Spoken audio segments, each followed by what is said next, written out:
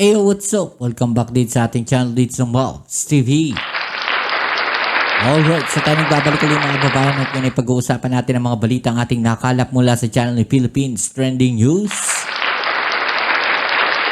At sabi nga po nga mga babayan, no, nakakabahala na ito. Nag-aaway na ang Vietnam at China. Sa balutan lahat sa West Philippine Sea. Yan ang ating alamin at pag-uusapan. Pero syempre bago ang lahat, please don't forget to subscribe, like, share, at comment dyan sa comment section at i-click ang notification bell para ma-update kayo sa mga latest video uploads natin. Alright? So, huwag na natin patagalin. Umpisahan na natin to. Let's go! Samantala, magpupulong naman ang mga miyembro ng Association of Southeast Asian Nation o ASEAN para sa Coast Guard and Maritime Law Enforcement Forum sa may Davao City mula yang June 5 hanggang 8 ayon sa Philippine Coast Guard. Sa isang statement, sinabi ni Philippine Coast Guard spokesperson Rear Admiral Armand Balilo na saklaw sa idaraos na forum ang pagpapatibay ng kooperasyon ng mga ASEAN member para sa regional security at pagprotekta ng marine resources sa West Philippine Sea. Eto na, mga kababayan, no? Pag-uusapan na, no, dito sa Pilipinas, etong mga nangyayari po diyan sa West Philippine Sea, especially yung mga hakbangin, no, na mga Coast Guard. Okay, so ang tanong dito, pupunta kaya etong mga Chinese na to? ASEAN, Association of Southeast Asian Nation, mga kababayan, o Southeast Asia. So kasama dyan yung China, Japan, yan, South Korea. No, titignan natin, mga kababayan, no, kung ano na naman ang sasabihin nitong China. Sigurado yan. Malamang sa malamang, no, sasabihin na naman nila na Pilipinas ang gumagawa at nagpapataas ng tension po dyan. No, expected na natin yan. Okay, tuloy natin.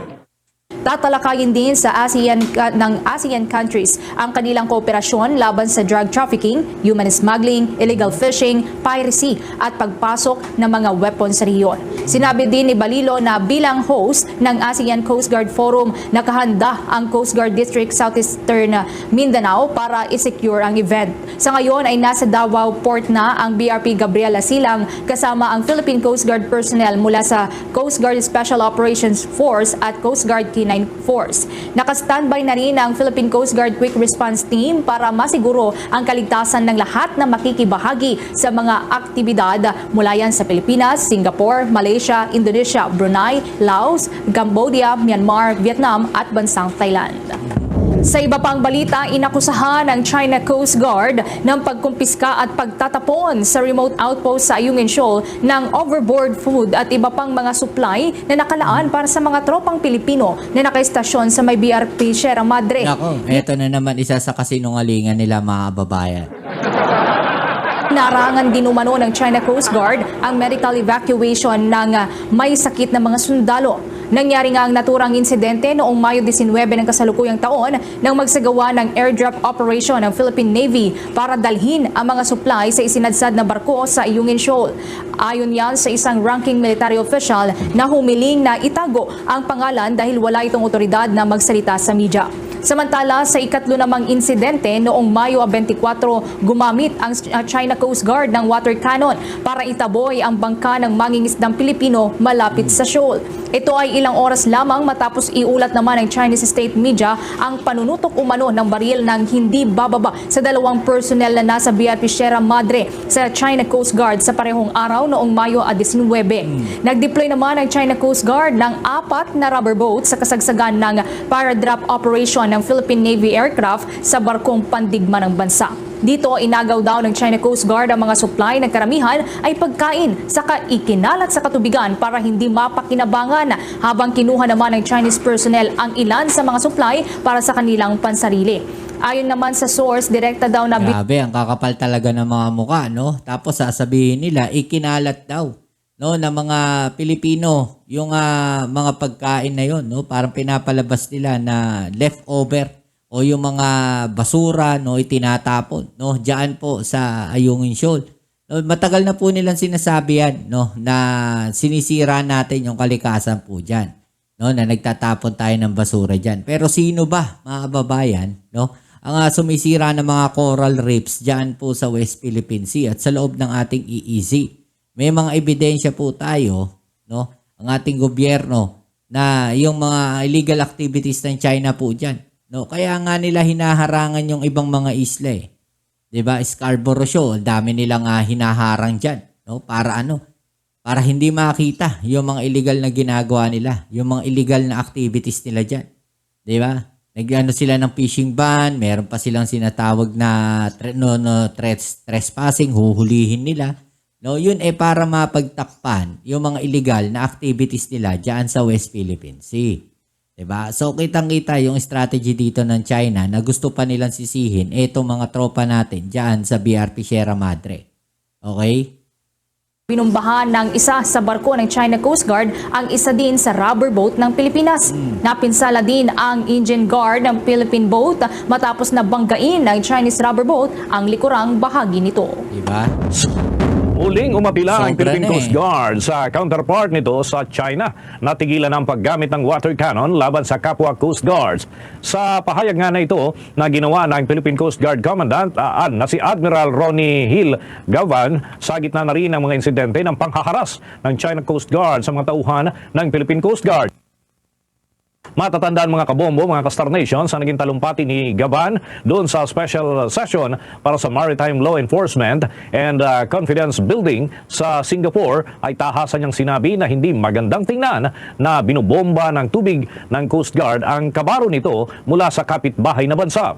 Umaasaan niya ang opisyal na matitigil ng ganitong insidente at ang paggamit ng puwersa sa karagatan. Sinabi pa ni Gavan na hindi dapat na gamitin sa pagmitsa ng apoy ang water cannon, kundi pamatay sunog at pangsagip sana ng buhay. Sa huli ay sinabi ng opisyal na mananatiling profesional at kalmado lamang ang Pilipinas sa gitna ng tensyon sa bahagi ng West Philippine Sea.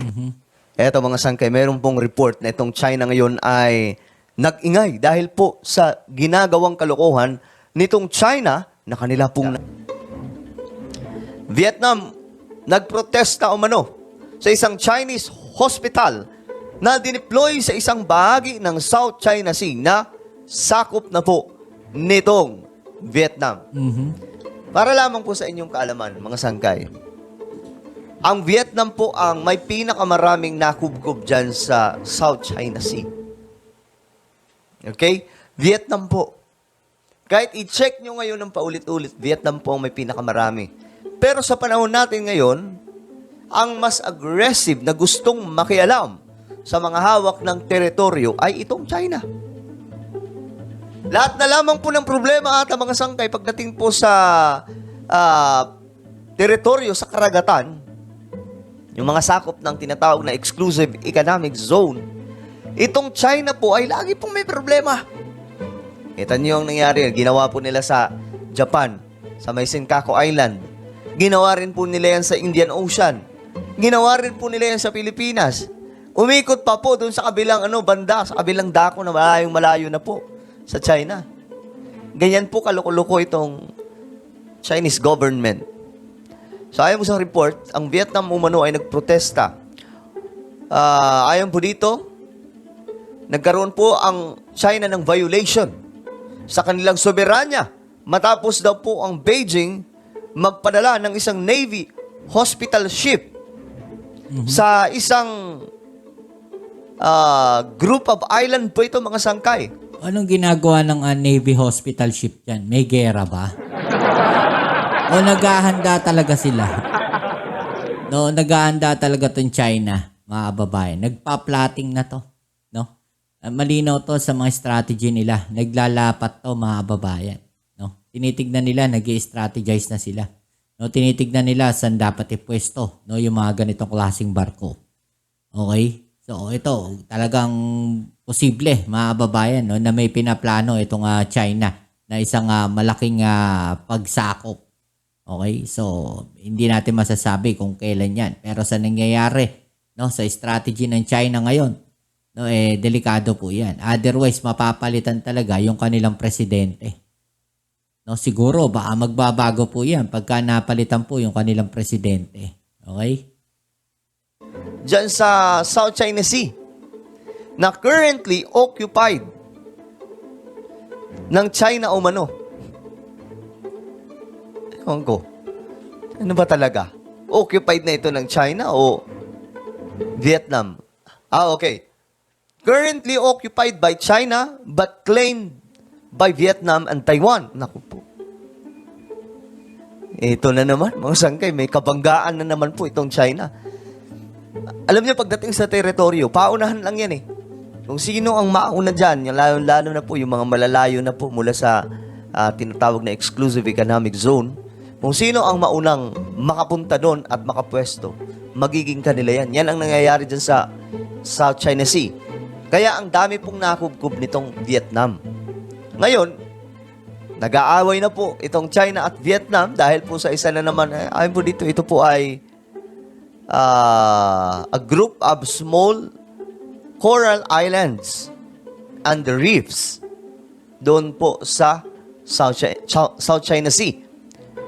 China Central Television first reported the story on May 21. Yan yung CCTV. Doon po nabisto. Sabi po dito ng deputy spokesperson ng Vietnam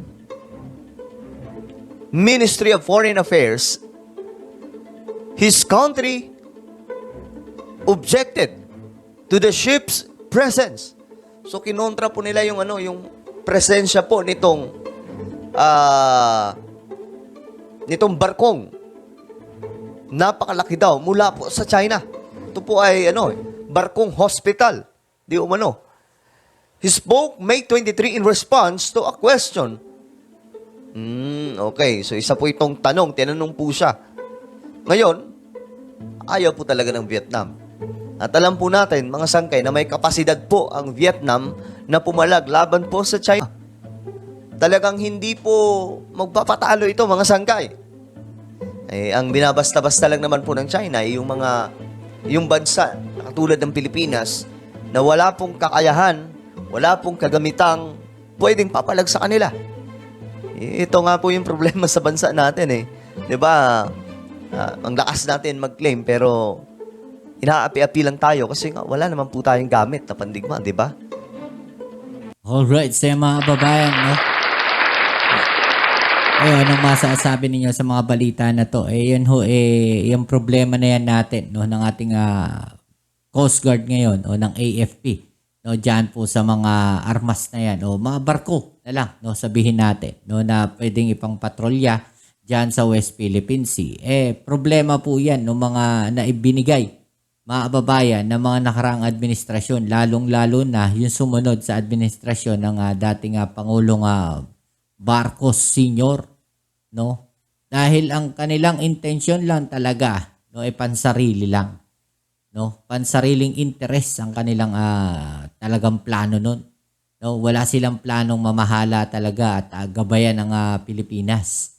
No, wala silang planong ganun. Maghigante, sabi nga nila, no? Naririnig natin, no? Kaya nila ginawa 'yon dahil naghihiganti sila, gusto nila maghigante, no, sa pamilyang Marcos noon.